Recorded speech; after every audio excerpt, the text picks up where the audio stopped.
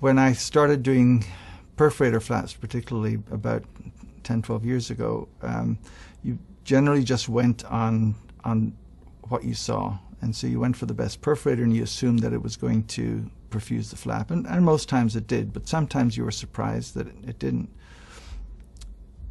In the intervening 10 years, we've learned a lot more about how perforators work and how much tissue they perfuse. And the SPY system has been very helpful in determining that and in elucidating that information. Because it's real time, you can see the tissue light up with the fluorescent dye as you inject it and as it perfuses.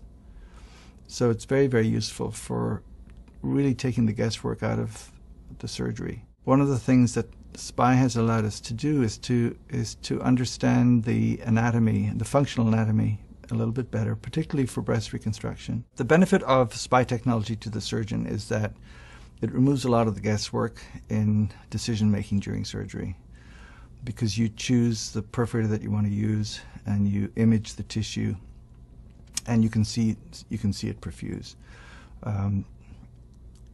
It has guided me in a number of cases towards a different perforator than the one I might otherwise have chosen, and I think that has been hugely helpful. I think the benefit to the patient is that it's going to ultimately reduce the complications that we see with our surgery. I think it'll reduce the amount of fat necrosis that we're seeing with our flaps. I think it will reduce the amount of skin necrosis that we're seeing in our mastectomy flaps, because we'll recognize it at the time of surgery and not several days later. And anything that reduces complications increases quality of care and reduces cost. I've had several cases where SPY either confirmed something that I suspected or revealed something that I wasn't aware of. And usually that's been in situations where I have a couple of perforators to choose from and they both look okay and I'm not sure which one to take. And I clamp one, perfuse the other, and sometimes the results are surprising.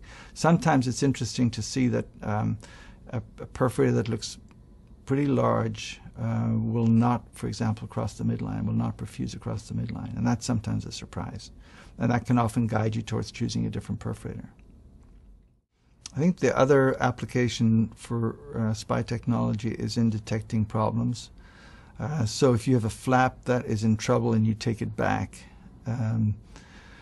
often it can be difficult to judge whether the flap is perfusing, because even though you check the anastomoses and you can see that there's flow, often by that stage the skin is very discolored because of bruising, and being able to image it with SPY is a nice reassurance that you're actually getting perfusion in the skin, because the clinical indicators are often sort of fuzzy at that stage. I think it certainly will continue to have a place in perfusion studies and flaps of all kinds.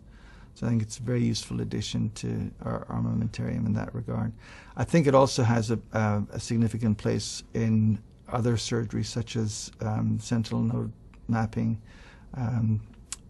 lymphatic mapping for lymphatic bypass operations.